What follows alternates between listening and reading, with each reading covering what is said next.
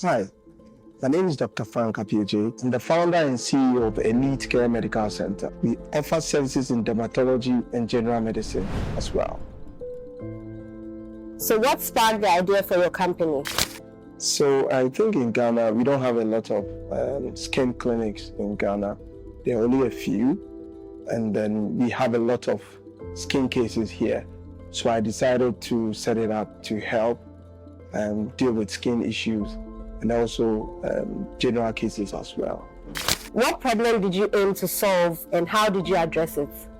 So basically it was access to healthcare. A lot of people have issues that they don't really know where they should visit or the kind of doctor they want to see. And with this age and time where a lot of individuals are actually putting a lot of creams and stuff on their skin, I felt it was necessary for me to come in and help, at least for them to get access to good skin care and also health services as well.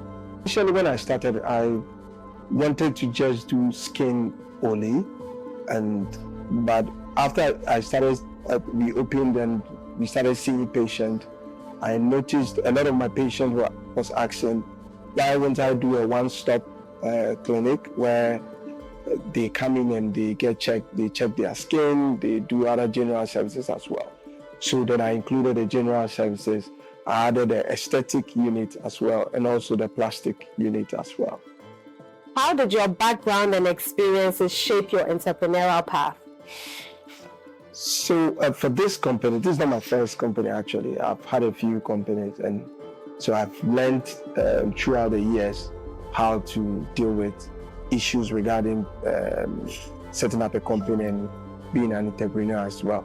But I used to work with a skin clinic as well, and then so I gained a lot of experience from that. It's fortunate for me, unfortunate for them, but when I was with them, I kind of identified some loopholes that I felt that I could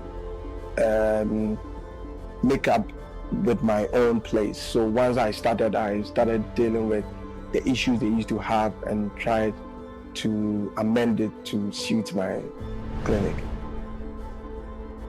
When it comes to skincare, a lot of people are being deceived as to what actually they are giving them. So I decided that if I'm going to set up a clinic, then it's going to be truthful to the patient, tell them what exactly they need to hear. Sometimes it's difficult to tell them when it comes to the skin, because you have people using stuff, and if you have to tell them to stop it, it's difficult. So you have to give them the truth as it is. What were some of the early challenges and how did you overcome them? So, when it comes to challenges with entrepreneurship in Ghana, the first on the list is funds, how to get enough funds.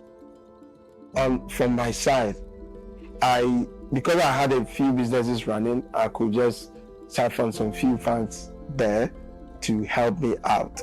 But the budget I had was nowhere near by what when I started, I realized I needed more money than what I had envisioned that I was going to get. So it was that point where you decide to go with what you have.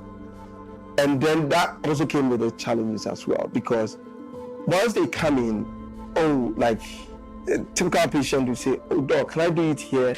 Then you don't have the full black count machine. Then you don't have the skin scraping thing. Then you just have to go and look for funds. That's the main thing I have to say. Looking for funds is difficult. That's the main thing I have to say. So how did you overcome that? Get more money, and the banks were not helping. So literally you have to, I don't even know, you have to keep looking for money. You just keep looking for money. Borrowing your way out wasn't an option. You need to look for more money and try and advertise. Once the business starts running, you have few funds coming in, then you can just reinvest in. Once you keep reinvesting in, you keep growing and you'll be fine. How do you approach innovation and what inspires new ideas?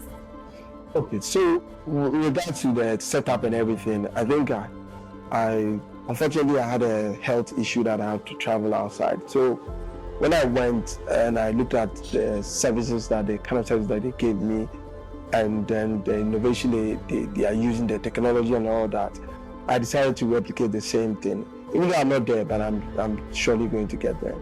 So I had a patient coming from the US with whole eczema therapy and all that. And after I consulted, I realized that she's not had an allergy test done. And then, so we decided to do the allergy test done for her. And then once we did it, we identified a lot of things. And once she was able to stop all these things, she was very happy. We didn't really do a lot in terms of medications, but when we were able to identify the allergens or the triggers, she was so happy. And once she stopped them, everything reversed, and she was so excited. And I feel at that point it wasn't just about money for me; it was about satisfying the customer. What advice would you give to your younger self or aspiring entrepreneurs? I would say you have to plan this thing out. If you want to, no matter what you want to do, if you plan, do a bit of planning and start saving a lot of money. So if, let's say, you are budgeting 100,000 cedis, just try and save up to like 300,000. Just make that amount available, because the cost is not going to stop. Like, it's just, once you put it out, you keep spending, and then you just have to save. I mean, whatever you're doing, save a lot of money if you want to be an entrepreneur. I'm nowhere near getting hold of that, I have to say. You try as much as you can to have that balance, but then again, you still want to satisfy your customer. So the customer calls you that, oh, I'm coming in at 6, you've closed, but you still want to wait for the customer. Maybe you have an event that you have to do, personal errands you have to do. You still have to cut that short and still serve the customer. So it's difficult. I have to say I've gotten hold of it, but I try. My Sundays, I try to be off everything. So at least the Sundays from church, I'm always home. If it's a prayer meeting, I do everything on Sunday actually, and then yes. If you are working with a group of people and then you want the best out of them, I know it's difficult nowadays to trust, but I think some level of trust is needed, at least, to get them to appreciate, to get you, they should feel appreciated. And then, even though you have your eyes on them, but you still have to trust them to some extent, and that will help you. Once they feel appreciated, they'll give their all, and then you can take it from there. And so on the industry, I think in Ghana we have only 20 dermatologists in Ghana now, and a few dermatology clinics.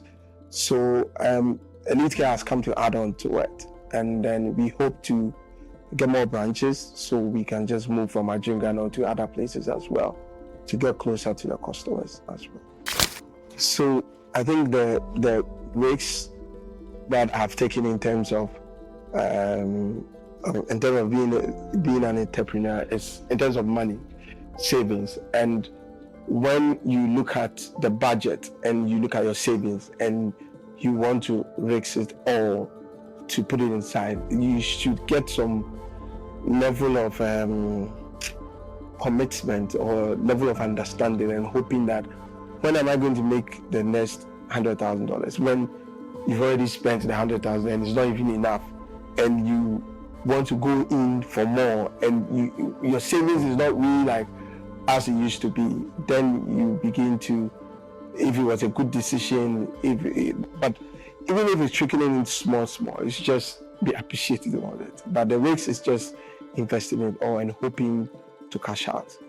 That liquidating everything to set it up, that is the biggest risk, I think. And earlier on I said I have other companies, and siphoning money from there, meaning that the other companies are also suffering, and then you will still have to find a way and then make them stay afloat, because the other workers are also depending on you. And the last thing you want to do is to kill your first baby, but at least you still have to make sure they are still alive. Yeah, Yeah, I think it was worth it. I mean, it was worth it. I mean, I've started seeing results, and way more than I expected. I wanted a slow start. I was thinking I was going to get a slow start, a slow start, and then, but I think it has exceeded my expectations. And then I wasn't even expected to save as of now, but I'm saving, and it's a good thing. So I'm good. I have the relationship managers, the bank managers. I have relationship managers that I call them. Like, I literally call them every day. Like, and I'm complaining and telling them that they are calling on me. We need to get extra funds coming in. I'm like, no, I don't want extra funds. I think I'm going to do well with this. So down the line, I complained. I said, I should have taken this money extra. I'm like, oh no, I think you've done well. But when you enter into the facility, just take a minute and just glance around everything that you've done, and you feel you've achieved. Maybe you might not see the way you want to, but it's something I have to tell you to look at. So I did that, and I felt like, oh yeah, I think I've done something great. And then that's what keeps me motivated. And then by 8 o'clock, I'm here. I'm just running over all like that.